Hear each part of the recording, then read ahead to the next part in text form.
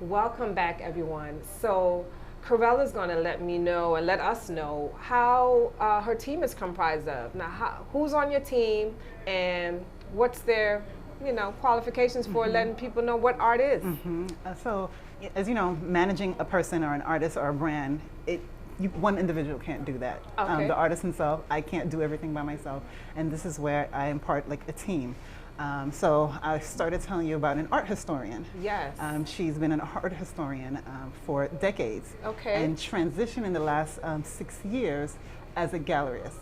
So she has her own gallery. A galleryist. Yes. Okay. Yes, and so she has her gallery, and then she also represents artist paintings, and she's not only the historian, so she has the educational background, and she also has sales skills. Okay, the sales skills. To be able to sell a $10,000 painting. Okay, and she works together with you. Yes. So it sounds like you did mention paintings. You said that often. So are paintings the sole type of art that you all look at? So do you ever dabble in sculptures? I can do that. Okay. So with one of the artist that I'm managing, he also does sculptures also. Okay. So anything visual art, I can do. Okay, wonderful. Now, is there an application process to maybe like an assessment that I would complete to fill out before you decide if you'll take me on as your client?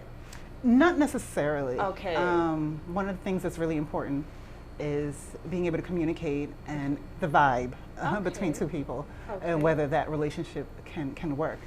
I don't necessarily need an application because I can find out what programs, what schools you went to, and so that wouldn't necessarily be necessary. Once I know who your background is, which is very easy to find out, it's a matter of, can we work well together? Okay, wonderful. Now tell us a little bit about your background again and like how you felt. I know you've got the business acumen down pat, that's clear. How did you, well, I guess you have your team members to help you determine the art aspect. Would you say you've then fallen in love with the arts, and do you ever cross that line? Because now I see that it's very business, but you might be interested in the actual art. Do you ever? Absolutely. Yeah, I just came back from a trip. Okay. I was in Paris. I went to Venice and Rome, and also in Venice and Rome in Italy. Okay. And a huge part of these areas are about the arts and aesthetics, and so absolutely makes me fall in love, and like the genius behind being able to create. Oh, wonderful. Yeah. So who was your first client, and what kind of art? What was the painting that said, this is it, I'm going to go into this avenue now of business? So it's really interesting. So my first client was Vito Lorville. And Lorville. Okay. And he's a painter. What kind of painter? So you know they have kinds, like Renaissance, modern, yeah. So he dabbles in a few different, he does a lot of expressionism, experimental work. Okay. Are you guys familiar? Expressionism, experimental work, okay. And he does some figurative work. Figurative work. Okay, we're getting fine-tuned with this. Yes, and it's really interesting when I meet art professionals that take a look at his work. It's so interesting how there's parts of his work that they absolutely love and they gravitate to. I love his experimental work. Okay. But what about it? Is it the look, the feel? Is it colors? Does he play with colors? It's the colors. Okay. It's the hidden imagery. Every time I see a painting, I see something else, and all of a sudden the scene becomes clearer and clearer and clearer. It's like a puzzle. Ooh, that sounds like scripture. It sounds like church. Every time I read a Bible verse, it's different revelation every time. Wow, that's wonderful. Now, you're into the arts now. You're managing them. At what point do you stay involved with them on the business side, or do you continue the relationship and check in on them? Like, what's your requirement of how much you're involved in their lives? Like, how often am I going to hear from you? You're my art business manager, and I have a painting hanging up at the MoMA right now. It's been on display for about 3 months, and it's going to go down in July. During that time, people are soliciting, people want to buy it, I'm getting money for it.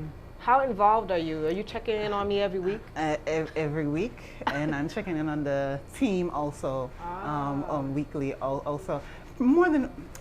if I'm managing you, we're practically married. Okay, so you're in their business, like in their finance business. Yeah, I'm in you everything. know what's going I'm on helping with out the accounts. Oh. Even with shows, I'm helping curating the show also, and I determine what pieces we want.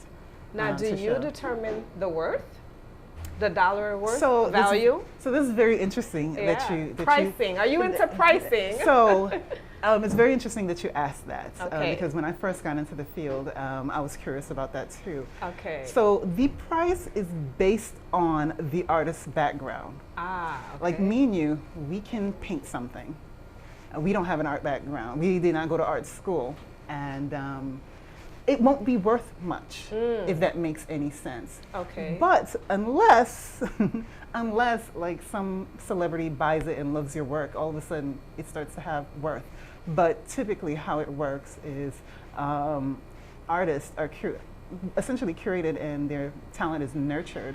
A lot of times it's an innate talent. An innate talent. Yes, okay. And you need school to refine that talent. Okay. And that's how the work is determined. Okay, and then the value will come after that. So well, you can price it. Anyone can price whatever they want at whatever price. All right. But you have to, the buyers have to also want to buy it at that price. So you break that down for us a little bit further. I want to get to the nitty-gritty of that so people really understand how important and essential her role is in the life of your art. We'll be right back.